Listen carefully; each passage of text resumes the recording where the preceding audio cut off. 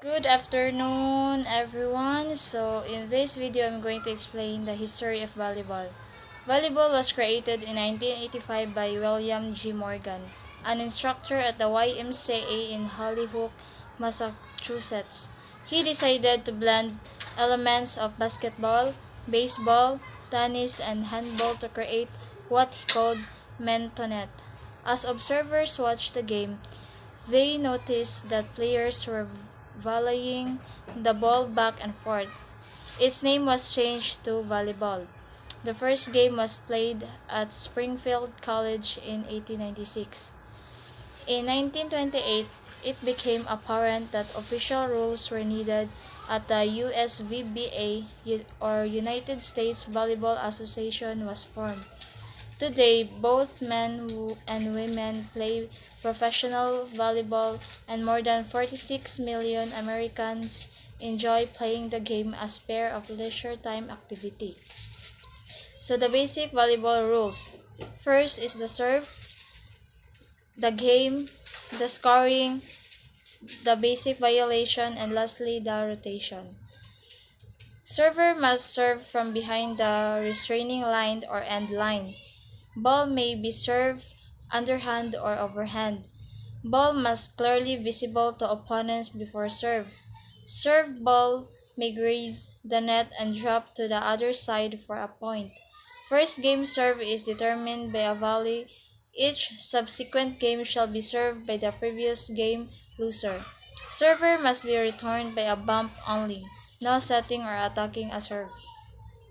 Scoring.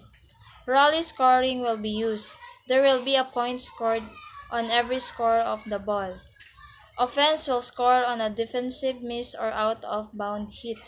Defense will score on an offensive miss, out of bounds hit, or a serve into the net. Game will be played to 25 points. Must win by 2 points. Lastly, the rotation. Team will rotate one position each time they win the serve. Players rotate in a clockwise manner, or see the rotation diagram. There shall be 4 to 6 players on each side. So for gameplay, maximum of 3 hits per side. Player may not hit the ball twice in succession. A block is not considered a hit. Ball may be played off the net during a volley and a serve. A ball touching a boundary line is good. A legal hit is contact with the ball by a player's body above and including the waist, which does not allow the ball to visible come to a rest. If two or more players contact the ball simultaneously, it is considered one play, and the players involved may not participate in the next play. A player must not block or attack a serve. Switching position will be allowed strictly for frontline players after the serve only. Basic violation: stepping on or over the line on the serve, failure to serve the ball over the net successfully, hitting the ball illegally like carrying, palming, throwing, and etc. Touching the net with any part of your body while the ball is in the play. Reaching over the net except in this condition: when executing a follow-through, when blocking a ball which is the opponent's court but it's being returned, or block cannot contact the ball until after the opponent attempting to return the ball makes contact. Reaching under the net, failure to serve in the correct order, blocks or spikes from a position in which is clearly not beyond the 10-foot line while in the back row possession. Volleyball court dimension. The volleyball court is 6 feet by 30 feet in total. The net is placed in the center of the court, making each side of the net 30 feet by 30 feet. Center line is marked as the center of the court dividing it equally into 30 feet squares above which the net is placed. The attack line is marked 10 feet of each side of the center line. A service line, the area from which the server may serve the volleyball, it's marked 10 feet inside the right sideline on each back line.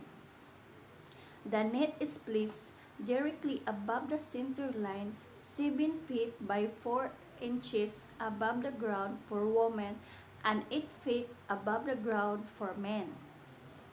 Volleyball poles should be set at 30 feet apart, 3 feet further cut from the sidelines. The minimum ceiling height should be 23 feet, though this should preferable be higher.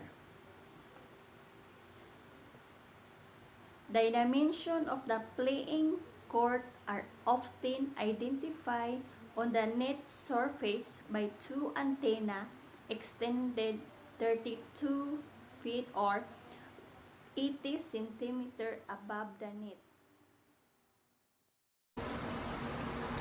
Good day everyone. Today I'm going to tackle about the nature of volleyball. There are several different competitive versions of volleyball, each having slightly different rules. However, there are some characteristics that all versions of volleyball have in common. Volleyball is a team sport in which two teams of 6 players are separated by a net. Each team tries to score points by grounding a ball on the other team's court under organized rules. It has been part of the official program of the Summer Olympic Games since Tokyo 1964. All versions have the dual objectives of causing the ball to the land in opponent's court while preventing it from landing in your own. So every version is considered a team sports, which requires coordinating and communicating with teammates to reach common objectives. Each team is allowed a limited number of touches in the ball before it has to go over the net.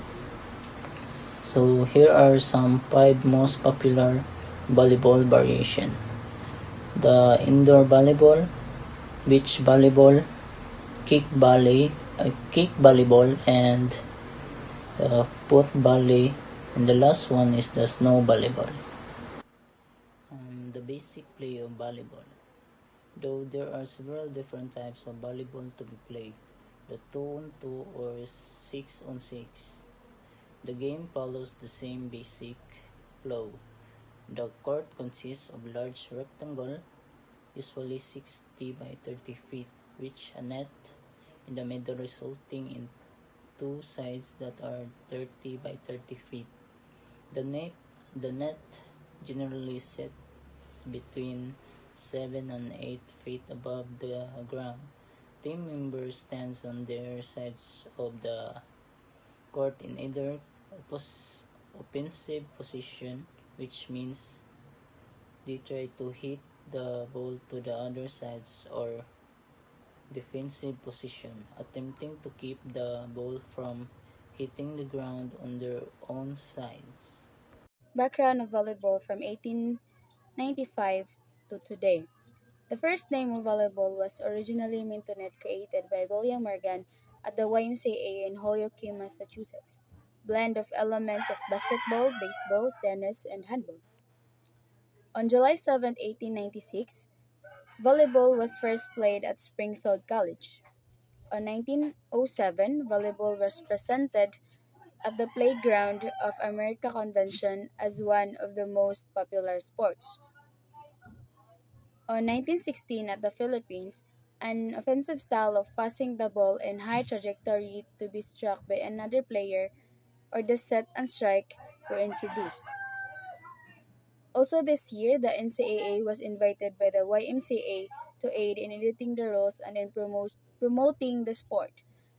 Volleyball was also added to school and college physical education and intramural programs. During World War I on 1917, the game was changed from 21 to 15 points. On 1919, American Expeditionary Forces distributed 16,000 volleyballs to its troops and allies. This provided a stimulus for the growth of volleyball in foreign lands. On 1920, 3 hits per side and back row attacks rules were instituted. In 1928, it became clear that tournaments and rules were needed. The United States Volleyball Association, or USVBA, or now called USA Volleyball, was formed. Afternoon, let's continue the reporting after GB Sport. So let's start the 1930s. 1930s, the first two-man beach game was played. So this year, the first, which is the first game, was played in the beach. So next is 1940s. 1947 was Federation International de Volleyball, which is FIVB, was founded in Paris. Late 1940s, forearm pass introduced to the game as a desperation play.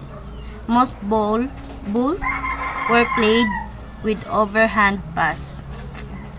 1951, volleyball was played by over 50 million people each year in over 60 countries.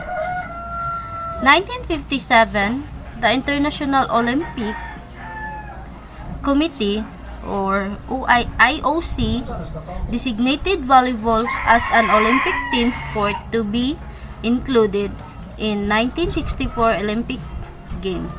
So the volleyball, which is part or include in 1964 Olympic game. So next is 1960. 1960s, new technique added to the game included the soft spike, dink, Korean pass, bump, blocking across the net, and defensive diving and rolling. So next is 1964. Volleyball was introduced to the Olympic Games in Tokyo. Japanese gave us the modern version of the ball. So next is 1970s. 1974, the World Championship in Mexico were telecast in Japan. 1975, the U.S. national women began a year-round training regime. Men started in 1977. So, volleyball women team or women's player is start in year 1975, which is the U.S. national women's team. The men start volleyball, or the men's volleyball player start in 1977. So next is 1980s. 1983, the Association of Volleyball Professional, AVP was formed. 1983. So next is 1984. The US won their first medal of the Olympics in Los Angeles. The men won the gold and the women the silver. So the US won their first medal of the Olympic in Los Angeles, which is the boy player, the men volleyball player is won the gold, and the girls is won silver. 1988, the US men repeated the gold in Olympics in Korea. So, the men volleyball player played again in Olympics in Korea and they won again a gold medal.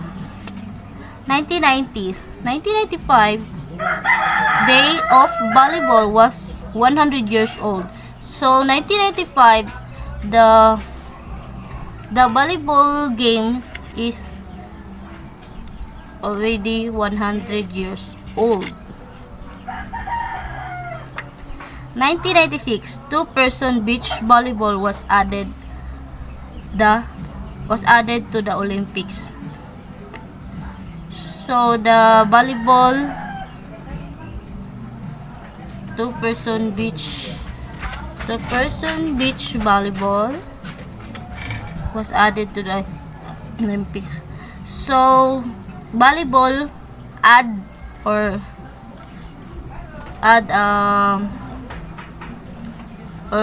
make a two-person in one team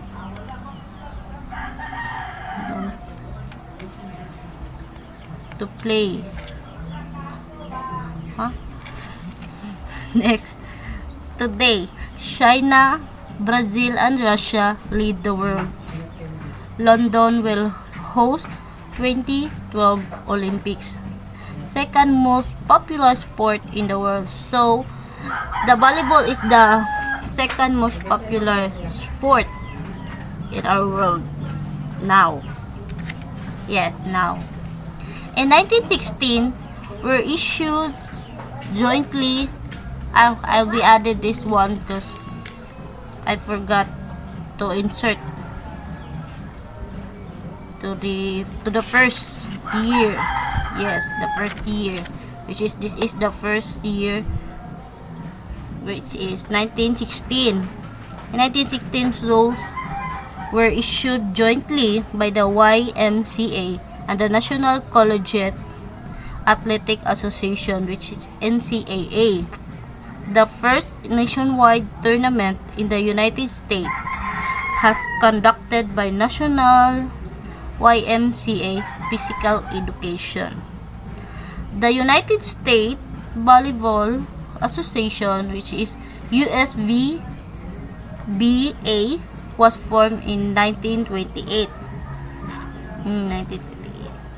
And recognized as the rules-making governing body in the United States. From 1928, and recognized as the rules-making governing body. The United States Volleyball Association (USVBA) was formed in 1928 and recognized as the rules-making governing body in the United States. From 1928, the USVBA, now known as USA Volleyball, which is USAV, has conducted annual national men's and senior men's